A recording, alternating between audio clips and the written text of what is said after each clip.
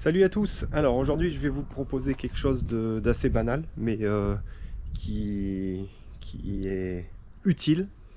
C'est l'entretien courant du vélo, hebdomadaire ou enfin quand vous en jugez, mais courant. Donc là vous voyez, j'ai un vélo qui est pas si sale que ça, mais bon, qui est poussiéreux.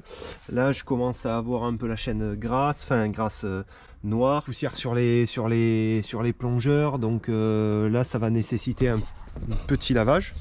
Donc je vais en profiter pour vous faire donc un lavage et un entretien avec la gamme Pure de chez Weldtight ou Weldtight pour les English. Donc la gamme Pure, c'est une gamme écologique sans pétrole et biodégradable et à base d'ingrédients naturels. Donc il ne faut pas le manger par contre, hein. On va voir un petit peu ce que ça vaut. J'ai essayé un petit peu mais sans plus, donc on va voir. Donc le lavage du vélo, je vais le faire avec un autre produit parce que j'ai pas eu de quoi nettoyer le vélo. J'ai juste eu un dégraissant et des lubrifiants, je crois.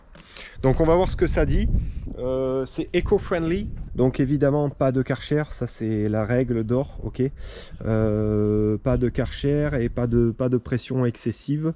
Les roulements ne sont pas à proprement dit étanches à l'immersion et aux hautes pressions, donc ils sont plus imperméables qu'étanches en fait, hein. Même si c'est censé être étanche, ne vous y trompez pas, ça prend vite la flotte et ça vieillit très mal. À savoir que le Karcher use aussi les vernis, ça ternit les vernis, c'est pas top. Donc le Karcher on oublie. Donc ça permet aussi en nettoyant le vélo, voir si on a des problèmes, des fissures, des trucs, des machins. Donc c'est intéressant de passer un peu d'humainement un moment avec son vélo. Donc on va commencer par un petit coup d'eau, juste pour humidifier. Bon alors normalement si vous avez un spray, un truc qui se règle, si on peut avoir juste un spray c'est bien, c'est juste pour humidifier, voilà, hop, on essaye de gaspiller le moins possible en plus. Je vais prendre leur dégraissant. Donc c'est un dégraissant, donc c'est uniquement pour les parties, vous voyez, petit shit, c'est uniquement pour la transmission, on va pas foutre ça partout sur le vélo, aucun intérêt. Ok, j'aime bien aussi en mettre sur les étriers, pour dégraisser un peu, les étriers et les disques, pour dégraisser un petit peu les disques. Voilà. Donc, alors, je sais pas si c'est un produit avec ou sans frotter, mais dans tous les cas, je frotte toujours moins, parce que produit sans frotter, j'y crois. Apparemment, ça a l'air pas mal, parce que vous voyez, là, c'était gras, ça part assez vite. Ça a l'air d'être assez efficace, on va voir ça. Et pour le reste, ce que je fais, c'est que je prends une brosse, simplement. Je la mouille, et ça, c'est un cleaner Bikeworks qui fait ça, c'est pas mal. Alors, c'est pas... Ouais, si aussi, ouais, biodégradable. Voilà, je pense qu'on est dans une démarche un petit peu écolo. Bon, après, faut pas se leurrer, hein, ça reste, je pense. Bon, après, ceci dit, l'éponge et le liquide vaisselle, ça marche très bien.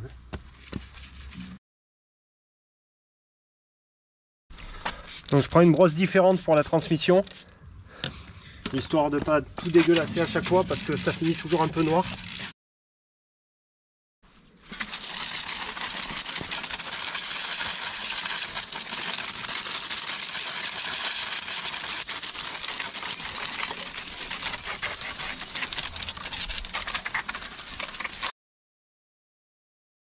Voilà, alors je fais toujours un côté après l'autre, déjà pour éviter que la mousse sèche.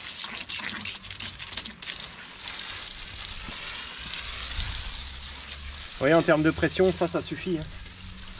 Donc vous voyez, a priori le dégraissant est quand même, tu vois, vous voyez là c'était dégueulasse. Le dégraissant est assez convaincant. La chaîne est belle, le plateau est plutôt pas mal pour le peu que j'ai frotté. Donc a priori, dégraissant, c'est validé.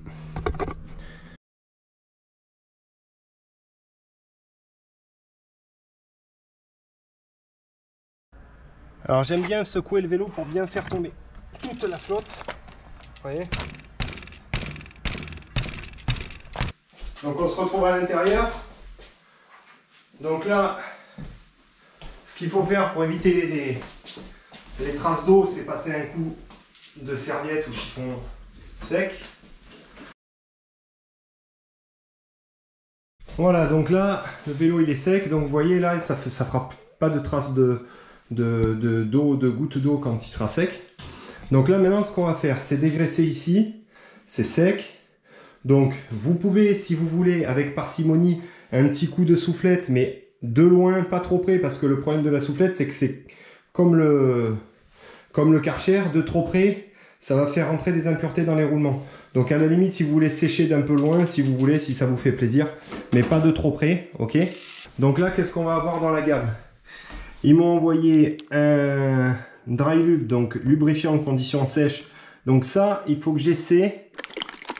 Ça a l'air pas mal. Alors je croyais que c'était de la cire au début, mais a priori c'est pas de la cire. Donc je vais essayer là maintenant. Jusqu'à présent, là j'avais essayé le wet lube chez eux. J'ai fait 2-3 sorties avec. Alors il est très très bien. Il est très couvrant. Le seul problème qui se passe, c'est que au niveau du débit ici, à mon avis, ce qui serait bien, ce serait de le réduire un petit peu parce que vous avez vite fait d'en coller partout. Donc voilà, donc P2R. P2R, c'est les distributeurs en France, ces produits-là. Donc c'est des distributeurs, c'est pas les vendeurs. Donc vous les trouverez dans les shops, mais c'est eux qui distribuent les shops.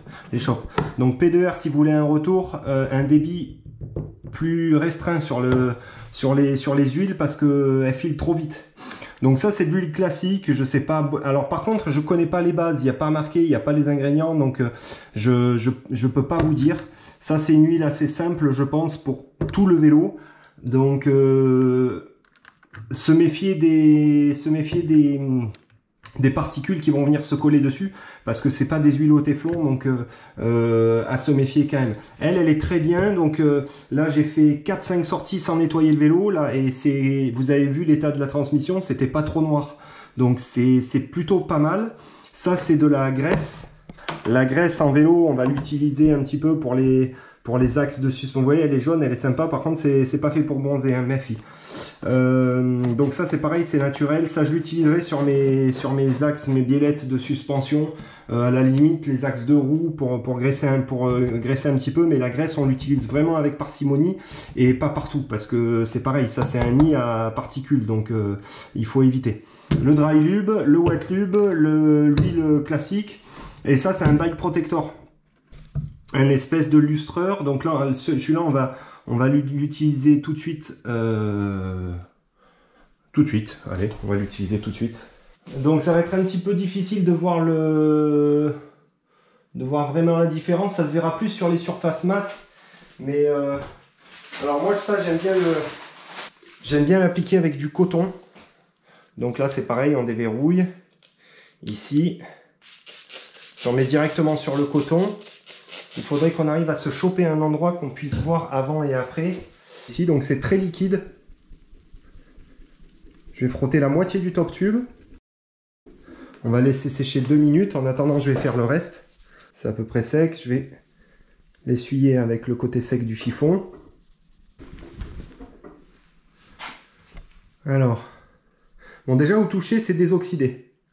Au toucher, on sent vraiment que là, c'est lisse. Et là, vous voyez, ouais, c'est pas fou. C'est pas ouf. Je vais pas vous mentir, hein, je vais pas vous dire que c'est exceptionnel.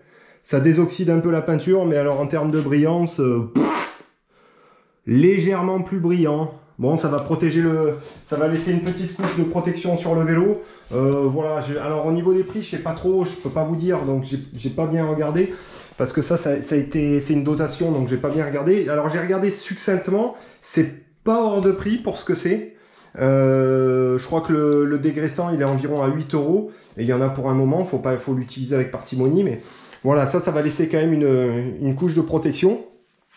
Donc là, je vais faire tout le vélo avec ça. Et donc après vient le tour de la transmission. Le dry lube, ils disent de bien dégraisser avant, donc c'est ce que j'ai fait au lavage, donc je l'ai bien dégraissé. Ok, donc là, ouais, voilà, c'est pas de la cire. Nickel, parce que alors vraiment, s'il y a un truc que je déteste, c'est la cire. Pour moi, c'est vraiment un truc inutile. Idéalement, on va bien sûr bien sécher la chaîne pour plus qu'il y ait d'eau dessus. Ok, on va nettoyer là, bien enlever tout le gras qui reste sur les roulettes. Vous voyez, il en reste un peu parce que j'ai pas frotté les masses. Et on va venir appliquer à l'intérieur Voilà. Sur l'équivalent de la longueur de la chaîne, ça suffit. Donc après, moi ce que je fais, c'est que je fais tourner. Et je fais monter toute la cassette. Comme ça lubrifie un peu tous les pignons. Voilà, hop, hop. Maintenant que c'est bien rentré dans les maillons, ce que je fais, c'est qu'à l'extérieur, là, hop là, un coup d'essuyage. Comme ça évite le surplus, ça évite de couler sur les bases. Et surtout, ça évite de ramener trop de merde, en fait, qu'il y ait trop de particules qui se collent quand vous roulez, parce que si votre chaîne, elle est vraiment surgraissée, surlubrifiée, téflon ou pas, à un moment donné, ça va vraiment coller. Donc là, ce que je vais utiliser, c'est l'huile classique. Je vais en mettre dans mes croisillons ici, juste une goutte. Donc ça, c'est pareil, vous voyez, au niveau du débit, c'est un peu rapide là. Donc il faut y aller avec parcimonie. Ce que vous pouvez faire, c'est un petit coup de spray téflon sur les axes du dérailleur. Donc ça, c'est pareil, spray téflon, rien d'autre que du téflon. Parce que ça, le problème, c'est que, et vraiment, vous voyez, juste avec parcimonie, hein, c'est juste histoire de lubrifier un peu, on n'en met pas beaucoup sur tous les axes là. Et après, on va essuyer. Ça lubrifie un petit peu les axes de dérailleur. Ça va chasser un petit peu l'humidité. On fait attention avec les sprays de ne pas en envoyer sur les disques parce que après sinon c'est la catastrophe. Donc vraiment, vraiment cool. Les axes, on ne lubrifie jamais. Les axes, ok, les axes c'est à l'intérieur une couche de gras et après on n'y touche plus. Si ça craque, on démonte et on graisse. Mais on ne lubrifie pas l'extérieur. Ça va juste vous faire des coulures et ramener les particules et ça va créer, après ça va s'éroder, ça va créer du jeu, donc interdit. Ce qu'on peut faire au niveau des fourreaux, c'est utiliser une huile de lubrification pour les fourreaux. Donc ça, Biotech, c'est pareil. Vous voyez, sans le vouloir, j'ai pratiquement que des produits éco-friendly. Donc Biotech, c'est pareil, c'est des huiles 100% naturelles à base végétale. Donc ça, c'est très bien. Par contre, ça, il faut se méfier aussi. C'est très très couvrant et c'est très gras. Donc il n'y a vraiment pas besoin d'en mettre beaucoup. Par contre, c'est très très très efficace. Ça, c'est vraiment un produit que je vous recommande. C'est vraiment top. Donc moi, ce que je fais, pour pas en foutre partout, j'en mets légèrement sur un petit pinceau, comme ça. Et là, je vais juste en mettre un petit peu, vous voyez, sur la base, ici, des plongeurs, sur tout ce qui est hydraulique. Donc fourche, amortisseur et tige de sel. Donc ça, c'est une huile de lubrification. Ça va lubrifier légèrement les joints spi. Ça va rentrer doucement à l'intérieur. Vous voyez, là, juste à la base, tout le long, tout autour. Voilà. Donc ça, je le fais pas à chaque lavage, mais je le fais une fois par mois. Ça, c'est vraiment pas mal. Donc là, ce que je vais faire après, c'est que je vais descendre le vélo et je vais actionner donc toutes les parties que j'ai lubrifiées, derrière, devant, voilà, là, et surtout, alors après, surtout, par contre, il faut essuyer. Donc, par contre, l'avantage de ce produit, c'est qu'il va laisser une couche de protection dessus, et du coup, ça va lubrifier bien pendant un petit moment. Voilà, donc là, en gros, on a fait vraiment le gros du travail. Derrière, on n'oublie pas d'essuyer tout le surplus qui a pu couler un petit peu quand on a lubrifié au téflon. Voilà, ça, nickel de partout. Comme ça, c'est bien sec. De toute façon, c'est après, une fois que tout le lubrifiant il est rentré, on peut essuyer, c'est pas un souci, on n'enlèvera pas ce qu'on a fait. C'est pas un souci. Et ben, on est bon pour repartir pour quelques sorties, si elles sont pas trop sales. Et la lubrification de chaîne, c'est avant chaque sortie, bien sûr, hein, ou alors après chaque lavage, si vous lavez le vélo à chaque sortie. Mais n'oubliez pas, on sort jamais sans la lubrification de la chaîne, et on sort jamais sans avoir fait la pression des pneus. La pression des pneus, on la fait systématiquement avant de partir. Ça, c'est les règles d'or. Voilà, après vous pouvez jeter un coup d'œil sur l'état de vos plaquettes, que vous verrez par là. Donc ça vous permet un peu de prendre du devant et de prendre les devants et de pas arriver en sortie et d'être à fond de plaquettes et de plus pouvoir faire sortir et de pas pouvoir finir la sortie. Et puis on est nickel, le vélo est propre, il est protégé, il n'y a plus qu'à rouler. A plus!